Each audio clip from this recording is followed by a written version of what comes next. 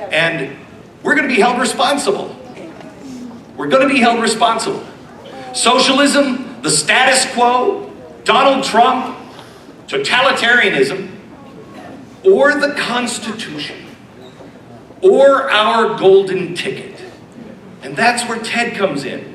He's the only one who truly bases everything he does on the Constitution of the United States. Do you know why he can stand there in front of everybody, be stabbed in the chest by the Democrats, be stabbed in the back by the Republicans? The media tears him apart. Do you know why? He only does it, he can only do it when he knows those principles that he's built his whole foundation on are stone. He knows what those principles are, and he knows those are God-given principles, and if you don't stand on them, and you know what they are, God help you, because you will be held responsible. I want you to hear one thing from me. The media will call this nuts. That's fine. For all those who have eyes to see and all those who have ears to hear, please hear me. Our rights come from God. Meaning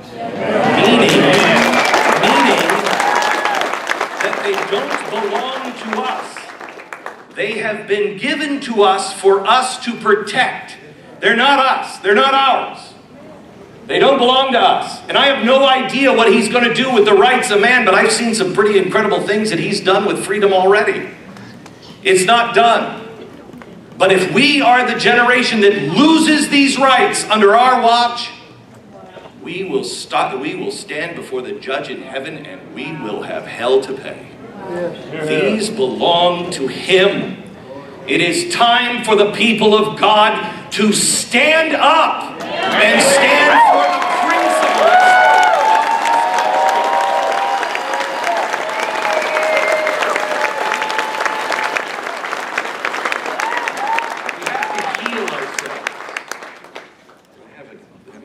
We have to heal ourselves.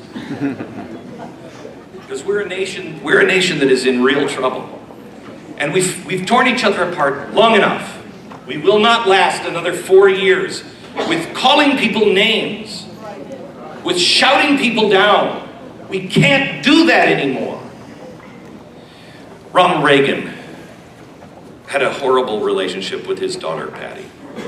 And she was on drugs, and she just had a really bad relationship with her dad. When he finally said to the world that he had Alzheimer's, he wrote Patty a letter. This is the card that he wrote to her. And I want to read it to you. He said, "Patty, it was good to hear from you. As the song goes, the days dwindle down to a precious few. In view of my recent birthday, I think that song is real appropriate. Patty, I think a talk between us is the answer to some of our differences. There are extremists on both sides of every issue. But reasonable people should look into both sides and see if every charge and countercharge is justified by the facts. Even if there are differences, does this justify a family separation? We can disagree on things without abandoning our family relationship. I remember a little girl who sat on my lap and asked me, 'Will you marry me, Dad?' She sold this letter for drug money. She missed the opportunity. Let's not miss our opportunity. Let's see, there are extremists on both sides, but let's make sure that all of the charges and countercharges are true. They're not. They're not true. I've never endorsed anybody before, and I doubt I'll ever endorse anybody again. My reputation is my reputation. If I make a mistake, it's my fault, and I'll take responsibility.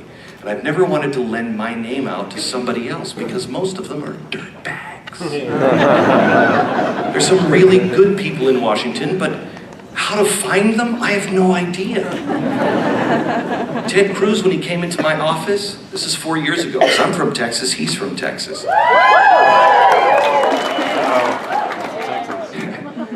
Now that I moved from New York to Texas, I keep telling the governor, I worry about that border too. You gotta put a fence on that northern border. Gotta keep the riffraff from coming in from New York, because I Blue know state them. borders. Blue state borders. Blue state quarantine.